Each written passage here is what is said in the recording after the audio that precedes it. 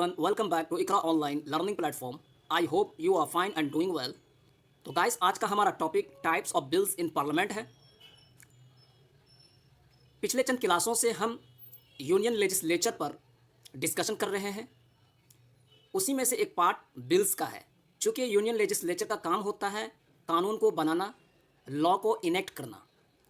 तो लॉ को इनेक्ट करने से पहले का जो प्रोसीजर है वो बिल्स कहलाता है। कोई भी लॉ बनने से पहले वो बिल्स होता है। जब वो पार्लियामेंट के दोनों हाउस, लोकसभा एंड राज्यसभा से पास हो जाता है, फिर राष्ट्रपति का सिग्नेचर होता है उस पर।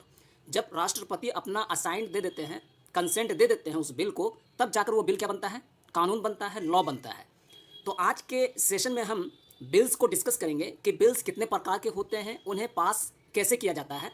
तो इन्हीं तमाम बातों को आज के सेशन में कवर करेंगे। So without wasting more time, let me begin today's session, that is types of bills in parliament. संसद में विधेयकों के प्रकार। So let's see, the government of any country makes laws at various levels of the organization. तो guys, इस paragraph में कुछ point को मैंने मेंशन किया है related to the bills of the parliament. तो इसमें ये बात मेंशन किया गया है कि किसी भी कंट्री का जो गवर्नमेंट होता है, किसी भी कंट्री की हुकूमत, ये ऑर्गेनाइजेशन के वेरियस लेवल पर क्या है, कानून को फॉर्म करता है, लॉ को इनेक्ट करता है। द सेंट्रल गवर्नमेंट और the state government could be the organisation.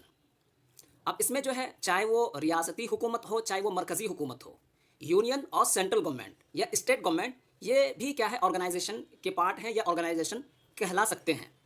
And the next, local municipal council can also enact some laws at the provincial level. इसी के साथ साथ जो लोकल म्यूनिसिपल काउंसिल हुआ करते हैं प्रोविंशियल लेवल पर, उनको भी ये अथॉरिटी है कि वो सम काइंड ऑफ लॉज को इनेक्ट कर सकते हैं, बना सकते हैं। And the next point, the Indian parliament uses legislative acts to legislate. जो हमारा भारतीय क्या है, पार्लियामेंट है, इंडियन पार्लियामेंट, ये क्या है, लेजिस्लेटिव एक्ट को यूज़ करता है कानून को बनाने के लिए। अभी इस सब टर्म को भी हम आगे एक्सप्लेनेशन करेंगे कि लेजिस्लेटिव प्रोसीजर क्या होता है। तो इतना ध्यान में रखना है कि जो हमारा भारतीय संसद है, ये क्या है, कानून को फॉर्म करता है, इसलिए ये क्या है, लेजिस्लेटिव बॉडी कहलाता है। क्योंकि यहाँ पर जो एमपीज होते हैं, चाहे वो लोकसभा के हों, चाहे वो राज्यसभा के हों, वो यहाँ पर आकर के क्या है, कानून बनाते हैं। In India, draft legislation is only incorporated into the constitution once approved by parliament. इस पॉइंट में इस बात को जिक्र किया है कि कोई भी कानून in the context of Indian parliament, किसी भी कानून को बनाने से पहले जो चीज़ें पार्लियामेंट में आती हैं उसको हम ड्राफ्ट कहते हैं, मुसव्वदा कहते हैं। तो वो ड्राफ्ट क्या है, दोनों हाउस में उसमें क्या होता है, डिस्कशन होता है, रीडिंग होती है, बहुत सारे स्टेजेस से उनको पास होना होता है। अगर दोनों हाउस यानी पार्लियामेंट के दोनों हाउस, लोकसभा और राज्यसभा, अपनी सहमति से, रजामंदी से अगर उस ड्राफ्ट को क्या है, पास कर देते हैं, तो यही ड्राफ्ट आगे चलकर, यानी जब पार्लियामेंट इसको अप्रूव कर देता है, मंजूरी दे देता है, तो वो क्या बन जाता है, कॉन्स्टिट्यूशन का हिस्सा बन जाता है, यानी वो लॉ बन जाता है। The parliament introduces several types of legislation. और जो हमारा पार्लियामेंट है, जो संसद है, ये डिफरेंट काइंड के लेजिस्लेशन यानी कि डिफरेंट काइंड के लॉ, यानी कि मुख्तलिफ किस्म के क्या है, लॉ को, कानून को क्या करता है, इंट्रोड्यूस करता है, बनाता है। तो गाइस, अब तक हमने इसमें कई सारे पॉइंट को डिस्कस कर लिया है। सबसे पहली बात ये कि चाहे वो सेंट्रल गवर्नमेंट हो, चाहे वो स्टेट गवर्नमेंट हो, चाहे वो म्यूनिसिपल काउंसिल हो, जितने भी गवर्नमेंट अथॉरिटी हैं, वो अपने अपने लेवल पर क्या है, कानून बनाते हैं। उनके पास अथॉरिटी है कि स्टेट के वेलफेयर के लिए, लोगों के वेलफेयर के लिए क्या है, कानून बनाते हैं। तो ये बात हुई। और इसी तरह कानून को बनाने से पहले जो प्रोसीजर होता है उसको हम ड्राफ्ट कहते हैं। क्या कहते हैं, ड्राफ्ट। जब वो ड्राफ्ट क्या है, दोनों हाउस के सहमति से, अपनी रजामंदी से पास हो जाता है, फिर वो क्या है, प्रेसिडेंट ऑफ इंडिया के पास जाता है, और वहाँ पर प्रेसिडेंट ऑफ इंडिया क्या है, उस पर अपना साइन करते हैं, असेंट देते हैं, तब जाकर वो क्या बन जाता है, लेजिस्लेशन बन जाता है, कानून बन जाता है। हाँ, सो नेक्स्ट पॉइंट इज या term legislative procedure in parliament. कि पार्लियामेंट में जो लेजिस्लेटिव प्रोसीजर होता है, ये क्या होता है, लेजिस्लेटिव प्रोसीजर, यानी वो प्रोसीजर कि जिसके थ्रू कानून बनाया जाता है। कानून बनाए जाने वाला प्रोसीजर पार्लियामेंट में क्या होता है, legislative procedure. So let's see about that. The legislative procedure is identical in both the houses of the parliament. Legislative procedure का मतलब ये होता है कि जो पार्लियामेंट के दो हाउस हैं, लोकसभा एंड राज्यसभा, दोनों हाउस में एक आइडेंटिकल हुआ करता है। लेजिस्लेटिव बेसिकली क्या होता है, ये एक आइडेंटिकल होता है पार्लियामेंट के दोनों हाउस यानी लोकसभा और राज्यसभा में। And the next, every bill has to pass through the same stages in each house. Next बात या नेक्स्ट पॉइंट ये है कि हर बिल को पार्लियामेंट के दोनों हाउस में से गुजरना पड़ता है। पार्लियामेंट के दो हाउस हैं, लोकसभा एंड राज्यसभा। लोकसभा में पहले वो बिल जाएगा, फिर वहाँ पर क्या होगा, डिफरेंट काइंड के क्या स्टेजेस हैं, कमिटी हैं, कंसिडरेशन स्टेजेस है, उसमें 3 टाइम जो है रीडिंग होता है, डिस्कशन होता है। जब उन तमाम प्रोसीजर से एक हाउस से गुजर जाएगा तो फिर सेकेंड हाउस में जाएगा। फॉर एग्जांपल राज्यसभा में चला गया लोकसभा से गुजरने के बाद, फिर राज्यसभा में क्या होगा, वो सारे प्रोसीजर हैं, रीडिंग होगा 3 टाइम, फिर उस पर डिस्कशन होंगे, फिर आपसी रजामंदी और सहमति से वो बिल क्या है, राज्यसभा यानी सेकेंड हाउस से भी पास होकर फिर प्रेसिडेंट ऑफ इंडिया के पास जाएगा। इसी पॉइंट को यहाँ पर मेंशन किया है कि हर बिल को हर हाउस के सेम स्टेजेस से गुजरना पड़ता है। तो गाइस ये हमने लेजिस्लेटिव प्रोसीजर को देखा क्या होता है। And the next, what is bill? Bill क्या होता है? So let's see the definition of bill. A bill is a proposal for legislation that becomes an act or law when properly enacted. Bill का मतलब ये होता है कि ये एक प्रपोजल होता है, ये एक प्रपोजल होता है कानून बनाने का, लेजिस्लेशन का या कानून को बनाने का एक प्रपोजल होता है कि जिसके बाद जो प्रपोजल क्या है, एक्ट बन जाता है, कानून बन जाता है, जब इसे प्रॉपर्ली क्या है, इनेक्ट किया जाए। मतलब ये है कि बिल ये एक प्रपोजल होता है कानून को बनाने का, और ये एक्ट बनता है जब प्रॉपर्ली सारे प्रोसीजर को फॉलो किए जाए। तो ये होता है bill. So guys next point है कि क्लासिफिकेशन ऑफ बिल्स, यानी जो बिल्स हैं, जो अभी हमने डेफिनेशन देखा, उसको जो है सम काइंड में क्या है, कैटेगरी किया गया है, क्लासिफाइड किया गया है, उसकी दर्जाबंदी की गई है। So the bills introduce in the parliament can be classified into 4 categories. तो जो बिल्स हुआ करते हैं, मसौदा होते हैं, जिसको पार्लियामेंट में इंट्रोड्यूस किया जाता है, उसे 4 कैटेगरी में क्या है, क्लासीफाई किया जा सकता है, 4 कैटेगरी में उसे डिवाइड किया जा सकता है, या ये कह सकते हैं कि बिल्स के 4 टाइप्स हैं। देखते हैं अब वो कौन कौन से टाइप्स हैं। फर्स्ट है ऑर्डिनरी बिल। तो गाइस पहला टाइप जो है बिल का वो ऑर्डिनरी बिल्स है। ये क्या होता है? So let's C, concerned with any matter other than financial subjects. Ordinary bill हम उस बिल को कहते हैं कि जितने भी फाइनेंशियल सब्जेक्ट हैं, यानी पैसे से रिलेटेड जो भी मैटर हैं, उन तमाम को छोड़कर जितने भी मैटर हुआ करते हैं उसे हम ऑर्डिनरी बिल कहते हैं। For example constitutional amendment bill, money bill, financial bill, इनके अलावा जो मैटर होते हैं उसे हम ऑर्डिनरी बिल कहते हैं। And the second type of bills money bill. Money bills क्या होता है? It concern with financial matters like taxation, public expenditure etcetera. Money bill जो है ये वो बिल होता है जिसका कनेक्शन फाइनेंशियल मैटर से होता है, पैसे से होता है, लाइक टैक्सेशन, पब्लिक एक्सपेंडिचर, या ये भी कह सकते हैं जो आर्टिकल 110 है जो मनी बिल के बारे में बतलाता है। 110 आर्टिकल 110 में जितने भी मैटर वहाँ मेंशन है उन तमाम को हम क्या कहते हैं, मनी बिल, मनी से related. And the third type of bill financial bill. It concern with financial matters but are different from money bills. Financial bills जो है ये भी क्या है, कहीं ना कहीं फाइनेंशियल मैटर ही से क्या है, रिलेट करता है, मगर ये मनी बिल से क्या है, डिफरेंट है। या हम ये कह सकते हैं कि जो आर्टिकल 110 है उसमें जितने भी मैटर हैं वो तो हो गया कि मनी से रिलेटेड करता है। आर्टिकल 110 के अलावा जितने मैटर्स आते हैं, एक्सटर्नल मैटर, उनको हम फाइनेंशियल बिल से कनेक्ट कर सकते हैं। तो मनी बिल से ये डिफरेंट होता है। And the fourth types of bills constitutional amendment bill, यानी वो बिल कि जिसके जरिए हम कॉन्स्टिट्यूशन में, संविधान में क्या है, संशोधन करते हैं। बेसिकली ये concern with the amendment of the provision of the constitution. जो कॉन्स्टिट्यूशनल अमेंडमेंट बिल्स होता है ये कॉन्स्टिट्यूशन के, संविधान के जो प्रोविज़न होते हैं उसमें अमेंडमेंट करने के रिगार्डिंग हुआ करता है। यानी कि संविधान में अमेंडमेंट जो करते हैं, यानी कि किसी चीज़ को हमने घटा दिया, किसी चीज़ को बढ़ा दिया, जिसे हम संशोधन करते हैं, उससे डील करता है। तो गाइस ये थे 4 टाइप्स ऑफ बिल्स या क्लासिफिकेशन। अब हम यहाँ से वन बाय वन हर एक को डिस्कस करेंगे और इंपॉर्टेंट एंड सिग्निफिकेंट पॉइंट को देखेंगे रिलेटेड टू द बिल्स। तो फर्स्ट है ordinary bills. So let's see about the facts related to ordinary bills. So first kind of bills, ordinary bill. According to Article 107 and 108 of the Indian Constitution, ordinary bills deal with any subject other than financial matters.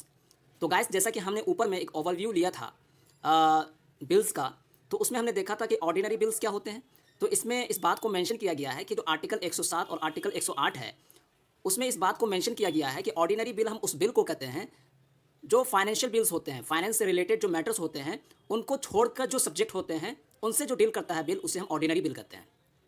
या simple word में ये कह सकते हैं कि money bill, financial bill और constitutional amendment bill को छोड़कर जितने बिल्स होते हैं उसे हम ऑर्डिनरी बिल कहते हैं, अकॉर्डिंग टू आर्टिकल्स 107 एंड 108।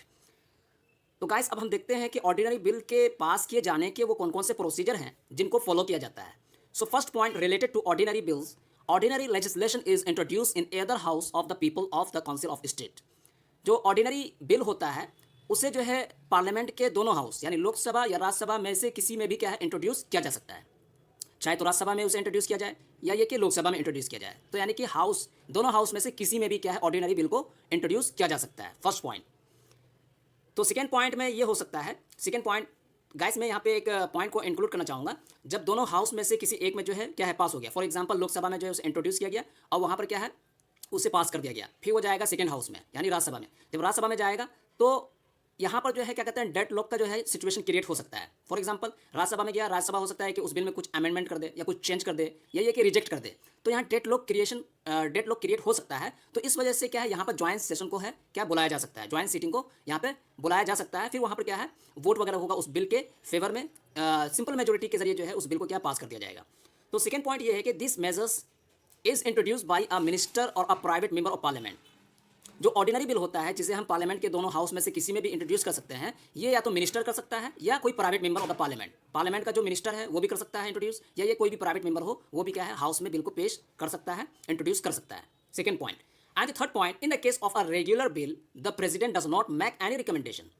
तो गाइस इस पॉइंट में इस बात को बताना चाह रहे हैं कि अगर ऑर्डिनरी बिल रेगुलर बिल के केस में है, रेगुलर बिल के केस में तो प्रेसिडेंट का जो है रिकमेंडेशन क्या होता है, ज़रूरी नहीं होता है। अगर रेगुलर बिल नहीं है, रेगुलर बिल के अलावा क्या केस है, तो उसमें क्या है प्रेसिडेंट ऑफ इंडिया का प्रायर रिकमेंडेशन क्या है, ज़रूरी है। And the fourth point, ordinary legislation is subject to amendment और rejection by Rajya Sabha and they are frequently postponed for 6 months।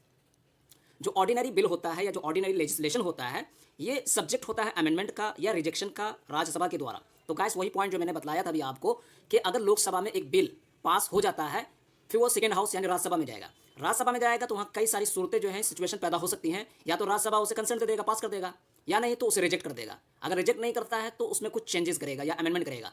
अगर ये सिचुएशन क्रिएट होता है तो इसमें क्या होगा डेड लॉक क्रिएट हो जाएगा। जब डेड लॉक क्रिएट होगा तो यहाँ पर क्या है ज्वाइंट सीटिंग को बुलाना आवश्यक हो जाएगा, बुलाना पड़ेगा, फिर वहाँ पर सिंपल मेजोरिटी के जरिए उस बिल को पास किया जाएगा। तो इसी पॉइंट को इसमें मेंशन किया गया है। And the next point, after being passed by both houses of parliament it is given to the president for his authorisation or consent under article 111 of the Indian constitution. Last point में ये इस बात को mention किया है कि जब bill दोनों हाउस लोकसभा और राज्यसभा से क्या हो जाए, पास हो जाए, तब इस बिल को जो है प्रेसिडेंट ऑफ इंडिया के पास भेजा जाएगा उनके ऑथराइजेशन के लिए या उनके कंसेंट के लिए।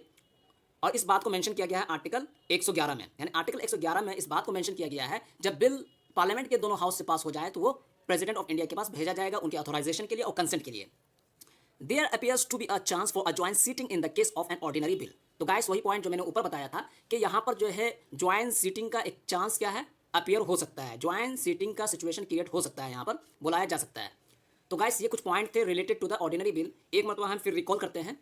फॉर एग्जाम्पल कि एक बिल है उसे लोकसभा में क्या है इंट्रोड्यूस किया गया, फिर वो बिल वहाँ से पास हो गया, पास होने के बाद वो राज्यसभा में गया, राज्यसभा में जाने के बाद यहाँ कई तरह के सिचुएशन हो सकते हैं। एक तो ये कि राज्यसभा उसे रिजेक्ट कर दे, रिजेक्ट नहीं करता है तो उसमें कुछ चेंजेस कर दे, तो इस सूरत में क्या हो जाएगा डेड लॉक क्रिएट हो जाएगा। तो डेड लॉक क्रिएट होने की सूरत में यहाँ पर ज्वाइंट सीटिंग को बुलाया जा सकता है और ज्वाइंट सीटिंग को बुलाकर सिंपल मेजोरिटी के जरिए, दोनों हाउस के सिंपल मेजोरिटी के जरिए बिल को पास किया जाएगा। जब ये बिल पास हो जाएगा तो फिर इसको जो है प्रेसिडेंट ऑफ इंडिया के पास भेजा जाएगा अकॉर्डिंग टू आर्टिकल 111। फिर वहाँ प्रेसिडेंट ऑफ इंडिया के पास भी जो है 3 ऑप्शन होते हैं।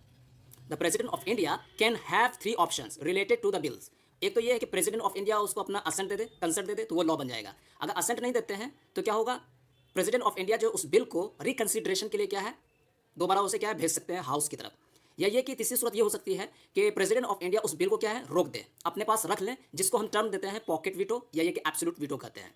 तो ये 3 सूरत हो सकती हैं। अगर पार्लियामेंट प्रेसिडेंट ऑफ इंडिया अपना कंसेंट या अथोराइजेशन दे देते हैं उस पर्टिकुलर बिल को, तो वो बिल जाकर क्या हो जाएगा, कानून बन जाएगा, वो लॉ बन जाएगा, जिसे हर सिटीजन ऑफ इंडिया को फॉलो करना पड़ेगा। तो गाइस अब हम सेकेंड टाइप ऑफ बिल को डिस्कस करेंगे जो कि मनी बिल है। So first point is article 110 close 1 of the Indian Constitution defines these bills as bills dealing with money concern।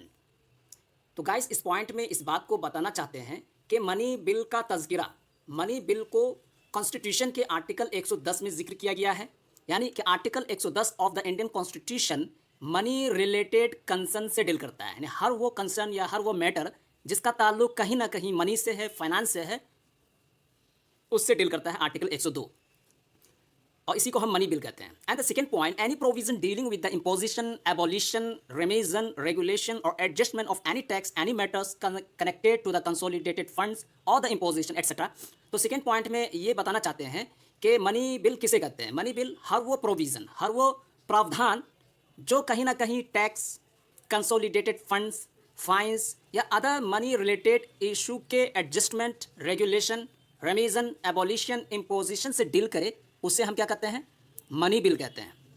उसे हम क्या कहते हैं, मनी बिल कहते हैं अकॉर्डिंग टू आर्टिकल 110, यानी कि आर्टिकल 110 के अकॉर्डिंग हर वो प्रोविज़न या प्रावधान जो टैक्स, कंसोलिडेटेड फंड, फाइन या अदर मनी रिलेटेड इशू के एडजस्टमेंट से, रेगुलेशन से, इम्पोजिशन से डील करे, उसे हम मनी बिल कहते हैं। And the third point, everything that the Speaker of the House certifies becomes the final judgment and cannot be altered or questioned in the case of a money bill. तो guys, इस point में इस बात को mention किया गया है, जो इस बात को भी दर्शाता है कि मनी रिलेटेड मैटर में लोकसभा को बहुत ही ज़्यादा पावर दिया गया है। तो इसी बात को इसमें मेंशन किया गया है कि मनी रिलेटेड इशू के regarding speaker of the Lok Sabha जो भी डिसीजन दे देंगे या उसे सर्टिफाई कर देंगे, मंजूरी दे देंगे, तो स्पीकर ऑफ द लोकसभा का वो जजमेंट या डिसीजन को चैलेंज नहीं किया जा सकता है, उस पर क्वेश्चन नहीं किया जा सकता है। इसी बात को इसमें बताया गया है। And the last point of the money bill is this bill however can only be submitted in the lower house और Lok Sabha with the president's prior approval. Last point में इस बात को मेंशन किया गया है कि जो मनी बिल है इसे सिर्फ और सिर्फ जो है लोअर हाउस यानी लोकसभा ही में क्या है इंट्रोड्यूस किया जा सकता है, सबमिट किया जा सकता है, मगर यहाँ पर प्रेसिडेंट ऑफ इंडिया का प्रायर रिकमेंडेशन ज़रूरी है। तो गाइस, अब तक हमने कई सारे पॉइंट को देखा रिलेटेड टू मनी बिल्स। तो उसका समरी ये है कि मनी बिल का तज़किरा या मनी बिल को आर्टिकल 110 में मेंशन किया गया है, यानी कि आर्टिकल 110 में जितने भी मैटर्स हैं वो मनी से रिलेट करता है, मनी से उसका कनेक्शन है, उसी को हम मनी रिलेटेड इशू कहेंगे। तो गाइस, जैसे कि लोकसभा में पहली बात तो ये कि मनी बिल जो है सिर्फ और सिर्फ जो है लोकसभा ही में क्या होता है, इंट्रोड्यूस होता है। लोकसभा को मनी बिल्स के रिगार्डिंग बहुत ही ज़्यादा पावर दिया गया है, तो इस वजह से मनी बिल को इंट्रोड्यूस लोकसभा ही में किया जाता है। फिर मनी बिल जब लोकसभा से पास हो जाएगा फिर वो राज्यसभा में भेजा जाएगा।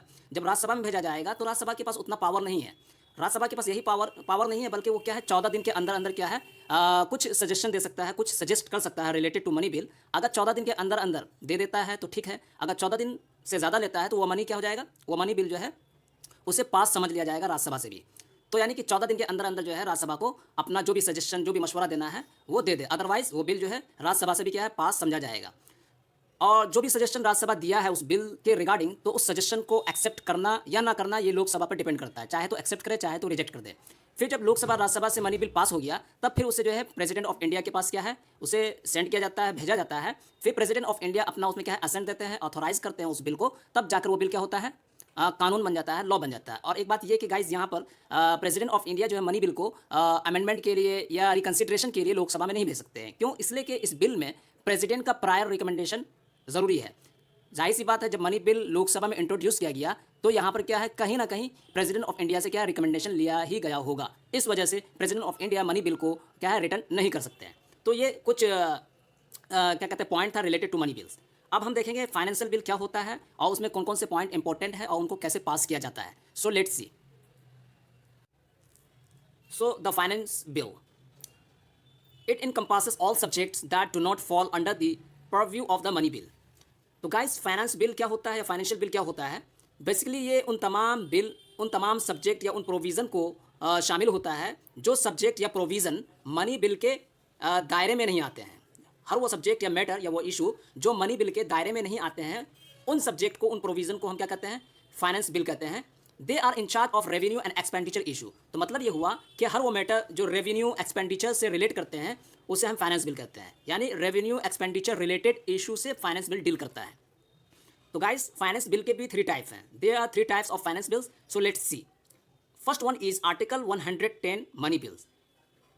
तो फाइनेंस बिल में से पहला एक तो ये हो गया जो हमने डिस्कस किया, आर्टिकल 110 जो बात करता है मनी बिल का। तो एक first type of money bill हो गया, first type of finance bill. And the second type of finance bill is article 117 clause 1 of the finance bill 2।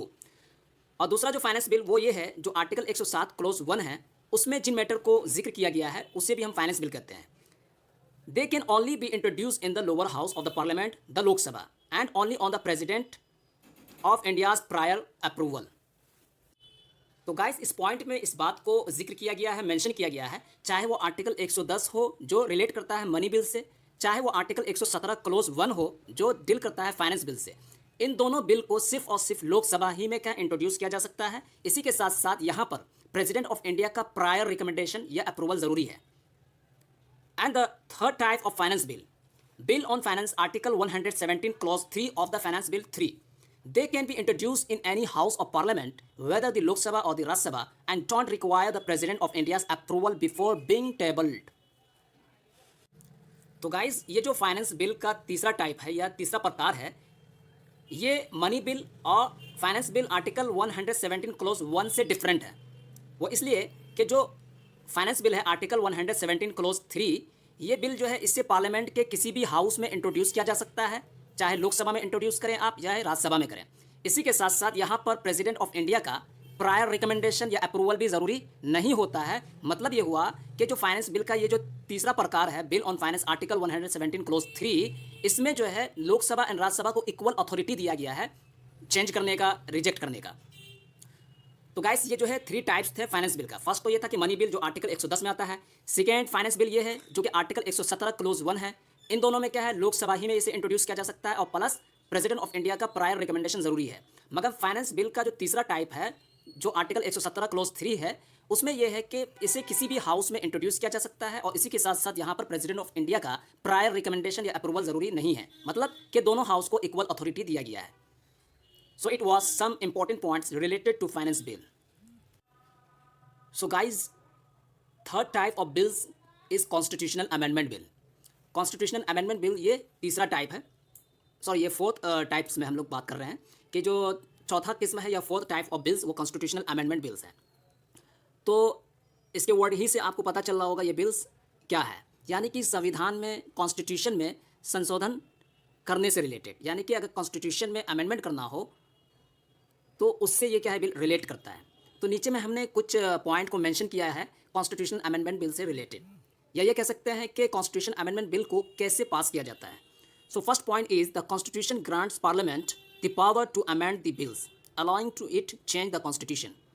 तो गाइज इस पॉइंट में इस बात को मेंशन किया गया है कि कॉन्स्टिट्यूशन ने पार्लियामेंट को ये अथॉरिटी दिया है या पावर दिया है कि पार्लियामेंट कॉन्स्टिट्यूशन में चेंज कर सकती है, कॉन्स्टिट्यूशन में संशोधन कर सकती है। इसका पावर कॉन्स्टिट्यूशन ने पार्लियामेंट को दिया है और इस बात को आर्टिकल 368 में जिक्र किया गया है, या ये प्रावधान या प्रोविज़न आर्टिकल 368 में है कि पार्लियामेंट कॉन्स्टिट्यूशन में क्या है, अमेंडमेंट कर सकती है, संशोधन कर सकती है।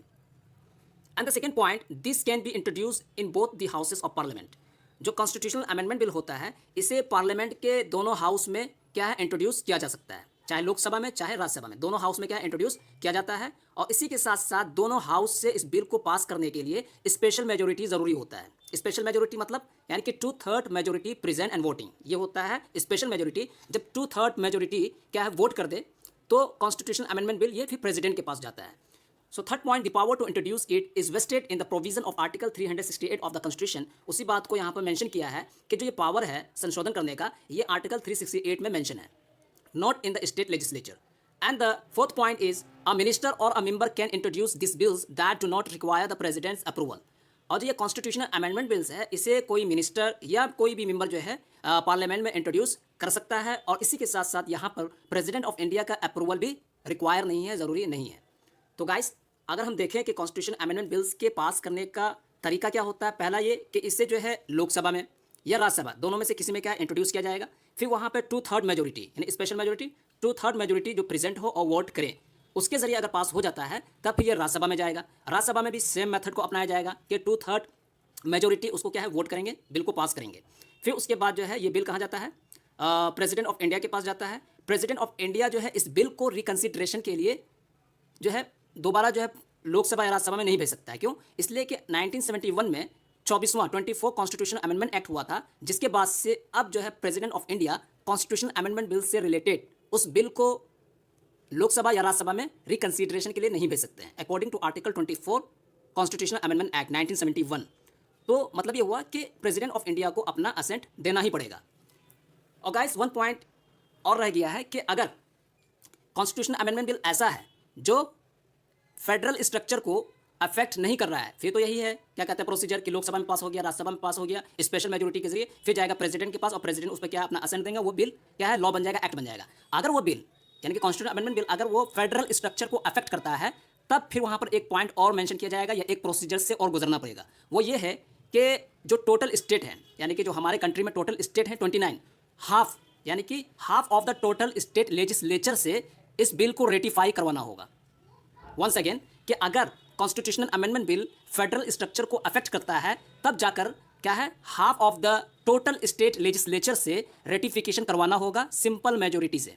और जो ये रेटिफिकेशन होगा half of the total state legislature, ये सिंपल मेजोरिटी के जरिए होगा। अगर हाफ ऑफ द स्टेट क्या है रेटिफाई कर दे, तब जाकर ये बिल क्या बन जाएगा, लॉ बन जाएगा। तो गाइस ये कुछ पॉइंट थे, significant point related to constitution amendment bills. So guys अब हम उन्हीं पॉइंट को यहाँ पर पैराग्राफ में देखते हैं। So let's see, bills to modify the constitution are divided into 3 categories. मतलब कि कॉन्स्टिट्यूशन को मॉडिफाई किए जाने वाले बिल को 3 कैटेगरी में डिवाइड किया गया है। First, bills that require a simple majority in parliament must pass. पहला ये कि वो बिल जो सिंपल मेजोरिटी जिसे रिक्वायर होती है कि पार्लियामेंट में वो क्या ज़रूर पास हो। Second point, bills that require a special majority in parliament to pass, यानी वो बिल के जिसको पास करने के लिए स्पेशल मेजोरिटी ज़रूरी होती है। And the third, bills must be passed by a special majority in parliament and ratified by at least half of the state legislature. और तीसरा वो बिल होता है कि जिसे पार्लियामेंट में स्पेशल मेजोरिटी के जरिए पास तो किया जाता है, इसी के साथ साथ half of the state legislature का रेटिफिकेशन भी चाहिए। तो गाइस वही मैंने जो अभी आपको बताया कि अगर constitutional amendment bills federal structure को अफेक्ट करता है, तब जाकर वहाँ पर क्या होगा, एक तो ये है कि दोनों हाउस से स्पेशल मेजोरिटी के साथ उस बिल को पास किया जाना है, और थर्ड ये कि उस बिल को at least half of the state legislature के द्वारा रेटिफाई भी किया जाएगा, और ये सिंपल मेजोरिटी के जरिए क्या है, रेटिफिकेशन किया जाएगा। तो ये कुछ इंपॉर्टेंट पॉइंट था related to constitution amendment bills. और गाइस यहाँ पर जो है क्या कहते हैं, आज के डिस्कशन में स्पेशल मेजोरिटी, सिंपल मेजोरिटी के टर्म्स बहुत आए हैं। तो नेक्स्ट वीडियो में हम जितने भी टाइप्स के मेजोरिटी होते हैं उस पर हम क्या है वीडियो बनाएंगे और उसको कंप्लीटली डिस्कस करेंगे कि कितने टाइप के मेजोरिटी होते हैं। सो गाइस अब तक जो है हमने क्या डिस्कस किया, चूँकि हमारा टॉपिक यहीं पर एंड होता है, ख़त्म हो गया है। अब हम जो आज के सेशन में या आज के क्लास में जो भी चीज़ों को डिस्कस किया है उसका समरी या उसका कंक्लूजन ये है कि हमने ये देखा कि बिल होता क्या है। सिंपल ये कि जब तक एक बिल एक्ट नहीं बनता है वो एक प्रपोजल होता है। बिल सिर्फ और सिर्फ एक प्रपोजल होता है जब तक वो एक्ट ना बन जाए, और एक बिल को एक्ट बनने के लिए डिफरेंट काइंड ऑफ स्टेप से गुजरना पड़ता है, तब जाकर वो बिल क्या है, पार्लियामेंट्री एक्ट बनता है। फिर इसी के साथ हमने डिस्कस किया कि जब वो बिल डिफरेंट स्टेप से, डिफरेंट क्या है प्रोविज़न और डिस्कशन के से गुजरने के बाद क्या है, जब प्रेसिडेंट उस पर अपना असेंट दे देते हैं, ऑथोराइजेशन दे देते हैं, तब वो बिल जाके लॉ बन जाता है, नेशनल लॉ बनता है। इसी के साथ साथ हमने ये भी जाना कि बिल्स के कितने टाइप्स हैं, 4 तरह के बिल्स होते हैं, ordinary bill, money bill, finance bill and constitutional amendment bill. और हर एक को हमने पॉइंट वाइज डिस्कस किया कि उसको कैसे क्या है पास किए जाने का प्रोसीजर है। फिर इसी के साथ साथ हमने ये भी समझा कि बिल्स को जो है पार्लियामेंट के दोनों हाउस में कैसे पास किया जाता है। इन तमाम चीज़ों को आज के सेशन में हमने डिस्कस किया। तो गाइस आज हम यहीं पर अपने वीडियो को क्या है एंड करते हैं, और नेक्स्ट वीडियो में हम टाइप्स ऑफ मेजोरिटी या मेजोरिटी क्या होता है, कितने प्रकार के मेजोरिटी होते हैं, उन पर हम क्या है ज़रूर वीडियो बनाएंगे, और नेक्स्ट वीडियो में हम उसी वीडियो के साथ आपके साथ मिलेंगे। तब तक के लिए टेक केयर, वीडियो को लाइक, शेयर और सब्सक्राइब करें। Thank you very much.